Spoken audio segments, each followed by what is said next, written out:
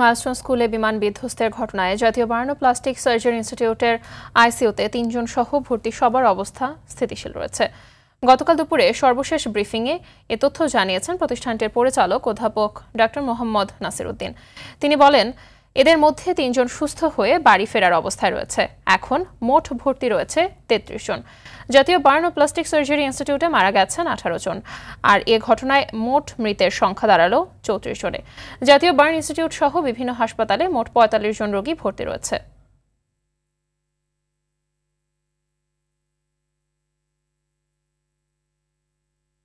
দর্শক, এ বিষয়ে আরও জানাতে জাতীয় বার্ন ও প্লাস্টিক সার্জারি ইনস্টিটিউট থেকে যুক্ত হচ্ছেন শাকিলা করিম।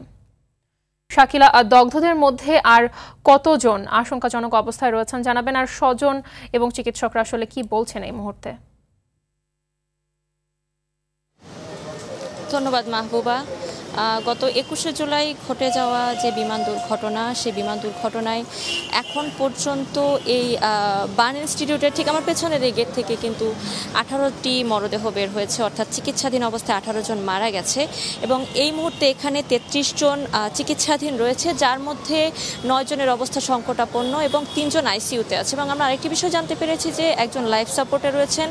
যদিও বা আমরা এখনও আজকে পর্যন্ত কোনো মৃতের খবর পাইনি, হয়তো কোনো দুঃসংবাদের জন্য আমাদেরকে অপেক্ষা করতে হচ্ছে, হয়তোবা জানাতে হবে যে কেউ একজন হয়তোবা পৃথিবী ছেড়ে বিদায় নিয়েছে।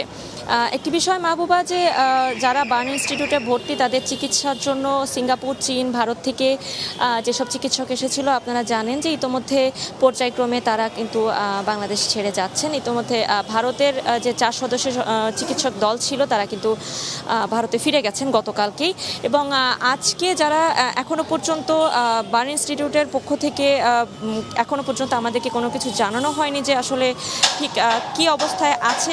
গতকাল থেকে এখন পর্যন্ত যারা আহত এখানে ভর্তি রয়েছে তাদের শারীরিক অবস্থা কীরকম সে বিষয়টি আমরা এখনও জানতে পারিনি।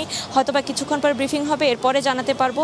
তবে মাহবুবা, এই যে হতাহতের ঘটনা, এটি নিয়ে যারা মৃতের ঘটনা অর্থাৎ মৃত্যুর সংখ্যাটিকে নিয়ে কিন্তু একটি নানা ধরনের কথা হচ্ছিল, একটু গুজব হচ্ছিল। পরবর্তীতে সেটি নিয়ে কিন্তু মরদেহ নিয়ে যে একটি গুজব ছিল সেই বিষয়টিও কিন্তু সমাধান হয়েছে, অর্থাৎ 5টি মরদেহবাহী ব্যাগে যে মরদেহ ছিল সেখানে পরবর্তীতে ফরেনসিক করে জানা গেছে যে সেখানে 2 জনের মরদেহ 5টি ব্যাগে আসলে অংশ বিশেষ রাখা হয়েছিল, যার ফলে মৃতের সংখ্যা নিয়ে একটি এটাকে আসলে কি বলে, মৃতের সংখ্যা নিয়ে একটা টালমাটাল অবস্থা ছিল যে আসলে কয়জন মারা গেছে।